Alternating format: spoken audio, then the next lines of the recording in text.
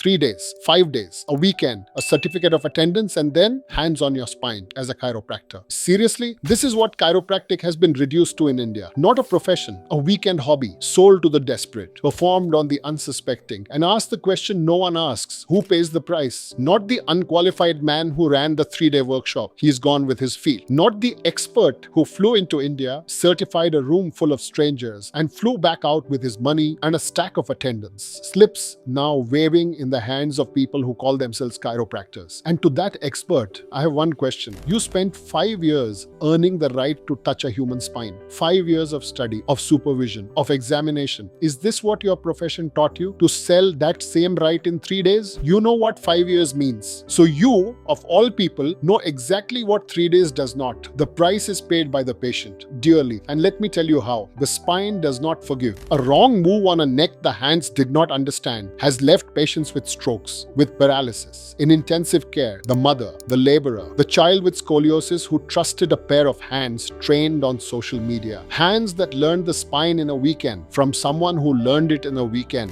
Would you let a surgeon operate on you after a 3-day course? Then why your spine? And in the same breath, we speak of the World Health Organization standards for chiropractic. The world wrote those standards into years of training. And here, we honor them with a certificate of attendance. Now understand what the rest of the world does with this. In America, in Australia, in Britain, there, to even call yourself a chiropractor without license is a crime, not a fine to shrug off a criminal offense. Injure a patient with hands you had no right to use, and you do not fly home. You stand in a courtroom. And where a patient dies on that table, the law has one word for it: manslaughter. The hands that did it and the man who taught the shortcut answer for it. That is how seriously the world guards the human spine. And here, we hand out a slip of attendance and call it a profession. Will we wake up to these 3-day, 7-day certificate courses, endangering the lives of our own people? Because this profession deserves better. It was built by giants, by men like Dr. Sid Williams, who gave their lives to a single sacred idea that the body heals itself, and that to lay hands on a human spine is a responsibility earned across years, never bought in a weekend. So understand me clearly. We are not here to launch a course. We are not here to sell degrees. We are here to launch a profession and to pay the respect it was denied, to legitimize it in India, for India, by Indian-grown chiropractors. Then ask the questions no one will ask. Why does India, 1.4 billion people, millions in pain,